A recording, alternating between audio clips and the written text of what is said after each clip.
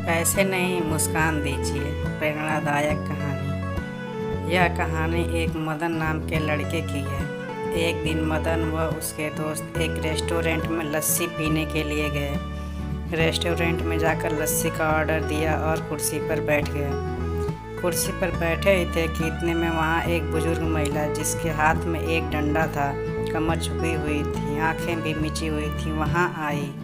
अपना हाथ फैलाते हुए बोली, भगवान के नाम पर कुछ दे दो बेटा।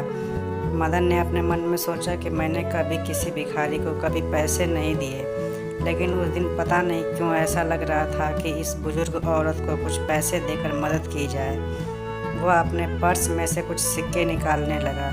फिर न जाने क्यों लगा कि ये तो कम है, कुछ और ज़्यादा मदद करता हूँ, और बोला, लस्सी लोगी माँ जी? बुजुर्ग महिला के चेहरे पर माँ जी सुनते एक छोटी सी मुस्कान आ गई और सहमे से होते हुए हाँ में सर हिला दिया। मदन ने एक और लस्सी के गिलास के लिए बोल दिया। अब मदन यह भी सोच रहा था कि मेरे दोस्त मेरे बारे में सोच रहे होंगे, कैसा पागल है। जहाँ 1-2 रुपये में काम चल जाता, वहाँ 30 रुपये की लस्सी की क्या ज़रूरत है। अब बुजुर्ग औरत एक कोने में बैठ गई। इतने में अंदर से लस्सी के 4 गिलास आ गए, एक बुजुर्ग महिला के लिए, 3 मदन व उसके दोस्तों के लिए। अब मदन बुजुर्ग महिला को नीचे बैठे देखकर परेशान था।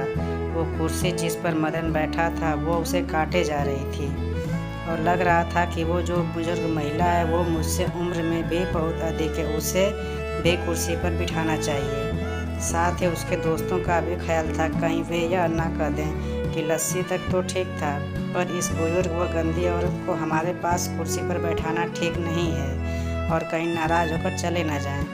फिर मदन के मन में विचार आया कि बुजुर्ग औरत को अपने पास कुर्सी पर नहीं बैठा सकता, लेकिन मैं तो वहां जाकर महिला के साथ नीचे बैठ सकता हूं।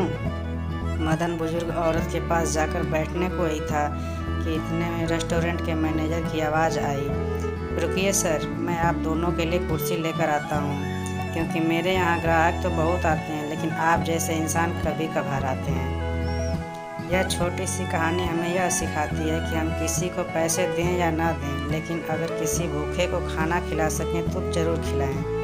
अगर आपको ये कहानी अच्छी लगी है तो शेयर ज़रूर करें।